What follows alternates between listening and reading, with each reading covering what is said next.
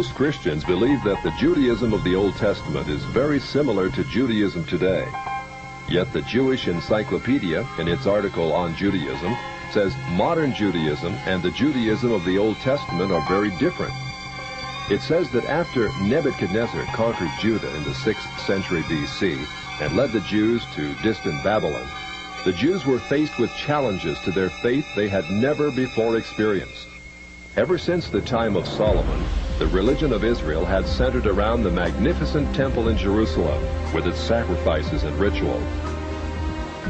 The question now became, how could one be a true Jew in a very foreign, even hostile environment? The need arose for a certain class of lay priests called scribes or sophorim to interpret the law in this new setting and make it workable. In time, these scribes became what the New Testament calls the scribes and Pharisees, the greatest legal authorities of Israel for all ages. The Pharisees said there were really two inspired revelations to the Jews. There was the written law of Moses received atop Sinai, but there was also the oral tradition acquired by 70 elders who came to the base of the mountain but were forbidden to proceed farther. The Pharisees said that these 70 elders, or Sanhedrin, received a much more extensive and profound revelation than Moses, a revelation which was never written down, yet took precedent over the written law. When Jesus came on the scene, his reaction was to bitterly denounce this counterfeit tradition. Christ said the Pharisees, by their tradition, had made the law of God of none effect. He considered the Pharisees the most dangerous leadership Israel ever had. Woe to you, scribes and Pharisees, hypocrites all! For you set up the kingdom of heaven against men. You do not go in yourselves, nor do you let others enter. Blind guides! You strain at a gnat and swallow a camel. You bow before the letter of the law and violate the heart of the law. Justice, mercy, good faith. You are like whited sepulchres, all clean and fair without, and within, full of dead men's bones and all corruption. You see these stones, do you not?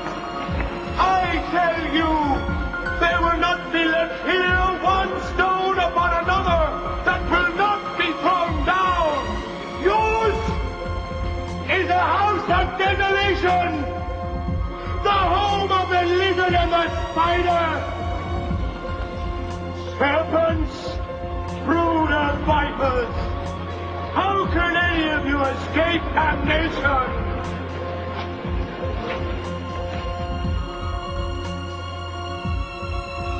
You shall not see me here again, not until you learn to cry, blessed is he who comes in the name of the Lord. For I and my Father are one and the same.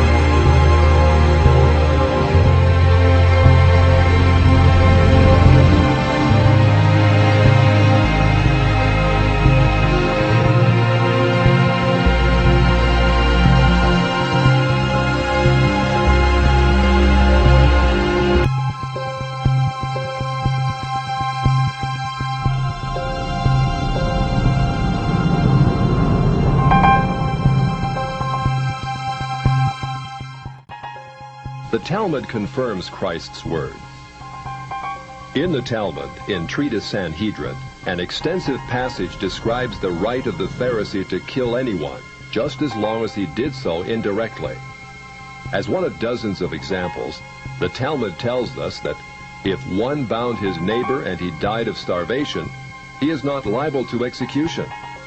In such an indirect manner, the Pharisees also killed Christ. Manipulating the Romans to actually wield the spear and sword, the Pharisees claimed, as their descendants do today, that since the Romans were the direct cause of the death of Christ, it is the Romans, not the Jews, who are guilty. Christ also called the Pharisees adulterers, an adulterous generation. The Talmud provides generous loopholes for adultery. It says the penalty for adultery does not include sex with a minor, the wife of a minor, or the wife of a heathen. The Talmud also encourages seduction of unwed adolescent girls called designated bondmaids. But it's important how such rapes are performed. With the designated bondmaid, one is guilty only in the case of natural connection, but not in the case of perverse connection. The Pharisees reasoned that rape in a perverted manner is outside the jurisdiction of the law. Normal rape, however, was punishable. In Babylon, sexual perversion of every kind had been a way of life for millenniums. The Pharisees were deeply influenced by such practices. In one of dozens of endorsements of child sex, Simeon ben Yohai said, "A proselyte under the age of 3 years and a day is permitted to marry a priest." Agreeing with ben Yohai, the great Rabbah said, "When a grown-up man has intercourse with a little girl, it is nothing, for when the girl is less than this, 3 years and a day, it is as if one put the finger into the eye." The footnote to this passage says, "As tears come to the eye again and again, so does virginity come back to the little girl under 3 years." The same section confirms that sexual activity with small boys is in the same category. The intercourse of a small boy is not regarded as a sexual act.